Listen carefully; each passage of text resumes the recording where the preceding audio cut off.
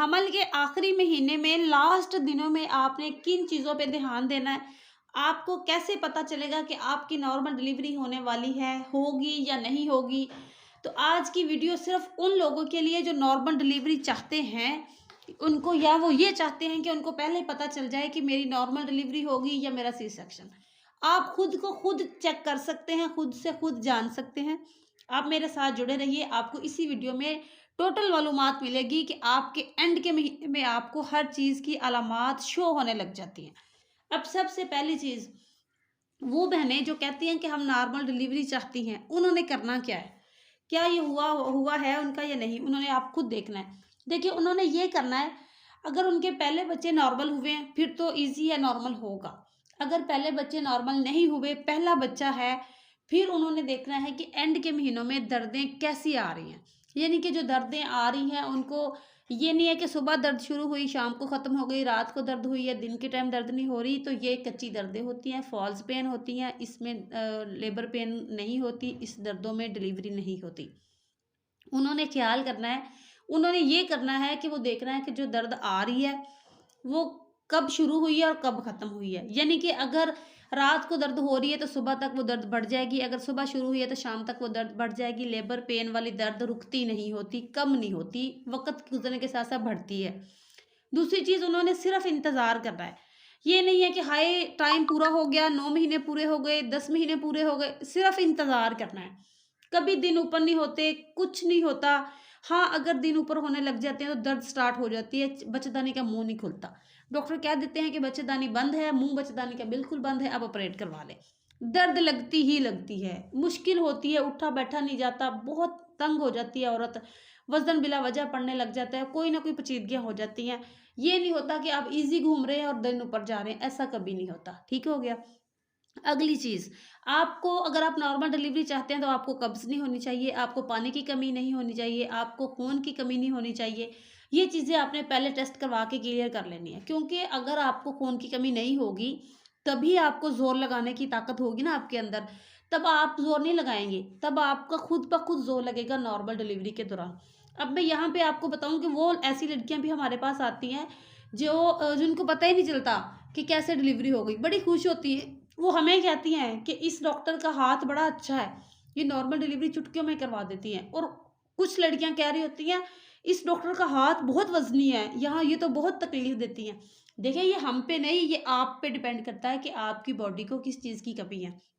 अगर आपको वीकनेस है तो आप नहीं कर सकेंगे। अब एक ताकतवर बंदा ही कोई वज़न उठा सकता है ना, तो ये एक वज़न है, अगर आपके अंदर कैपेसिटी होगी तो आप इसको कर सकेंगे। यहाँ पे मेन चीज़ आ गया रोल, प्रेगनेंसी हुई, शुरू से मेडिसिन का ख़्याल रखा, खुराक का ख़्याल रखा, चेकअप का ख़्याल रखा, एंड में आपको कोई कमी नहीं है, ना खून की कमी है, ना पानी की कमी है, ठीक है? इसके अलावा आपने करनी है वॉक, 45 मिनट वॉक सुबह करनी है, 45 मिनट वॉक आपने शाम को करनी है। ठीक हो गया? ये नॉर्मल डिलीवरी के लिए सीढ़ियाँ, अगर आपके घर में सीढ़ियाँ हैं तो आपने 2 से 3 बार सीढ़ियाँ चढ़नी है।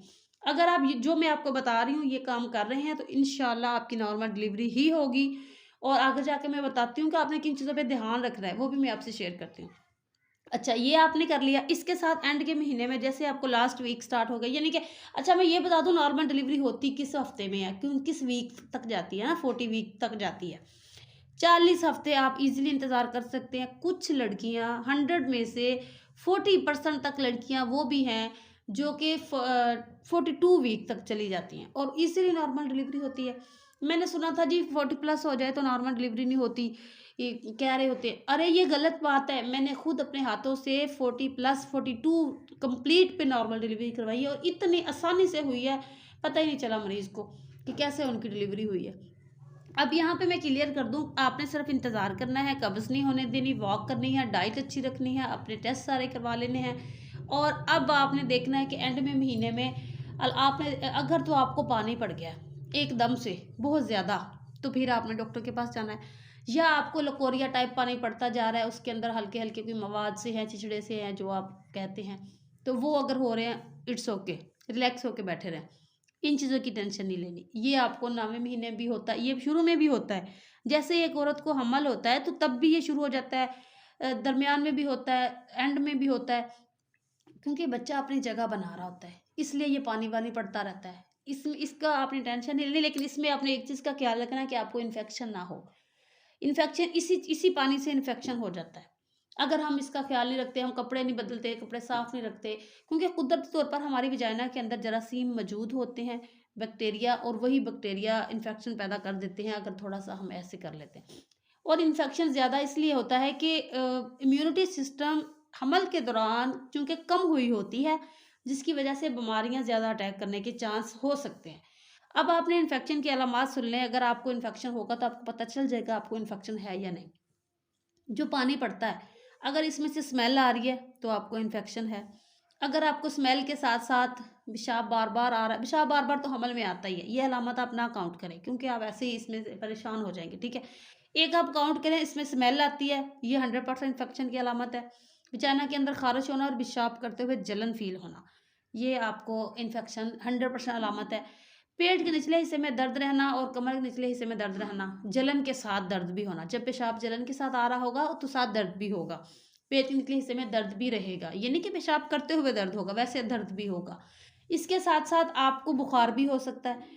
तो इनमें अगर आपको ये इन्फेक्शन की अलामत से नहीं भी पता चल रहा तो आप जाके एक छोटा-सा टेस्ट करवाएँ। हमल के दौरान 2 से 3 मरतबा ये टेस्ट लाज़मी करवाना चाहिए ताकि पता चल सके इन्फेक्शन तो नहीं है। अगर इन्फेक्शन है तो उसकी सिंपल सी एंटीबायोटिक्स खाने से आपको आराम आ जाएगा। ठीक हो गया? लेकिन इन्फेक्शन के साथ ये भी आपको बता दूँ, टाँगों में दर्द भी बहुत ज़्यादा होता है। अगर आप जिस लड़की को इन्फेक्शन होगा उसकी टाँगों में दर्द शदीद होगा, मेडिसिन खाए बगैर सुकून नहीं आएगा। चाहे दबवा लें, चाहे मालिश करवा लें, वो दर्द मेडिसिन के साथ ही हटती है। मेडिसिन का असर रहा तो दर्द हट गई, उसके बाद दर्द फिर शुरू हो जाती है। ये इन्फेक्शन की अलामत है। अब मैं आपको बता रही थी कि आपको कब्ज़ ना हो एंड के महीने में, ठीक है? अगर आपने ये ध्यान देना है, अगर आपको कब्ज़ है तो आपने कब्ज़ को तोड़ने के लिए कैस्ट्रॉल वगैरह नहीं पीना। ऐसी-वैसी कोई मेडिसिन नहीं खानी जिससे आपको नुकसान हो। अब देखिए, कब्ज़ तोड़ने के लिए कैस्ट्रॉल पीते हैं, उसका नुकसान ये होता है, जैसे माँ को मोशन लग जाते हैं, तो वैसे ही बच्चे का पखाना अंदर निकल जाता है। अगर आप ये पी लेते हैं, तो जो जिसको हम कहते हैं कि बच्चे ने मेकोनियम पास कर दिया, और जब बच्चा ये मेकोनियम पास कर देता है, तो हाँ, डिलीवरी के दौरान तो कुदरती तौर पर बच्चे की धड़कन कम हुई होती है क्योंकि दबाव होता है। लेकिन जो पहले से कम थी, फिर वो और डिलीवरी की वजह से कम होगी, तो बच्चे की जान को खतरा है। तो इसलिए कहते हैं कि कब्ज़ वाला के लिए कैस्ट्रॉल बिल्कुल नहीं इस्तेमाल करना।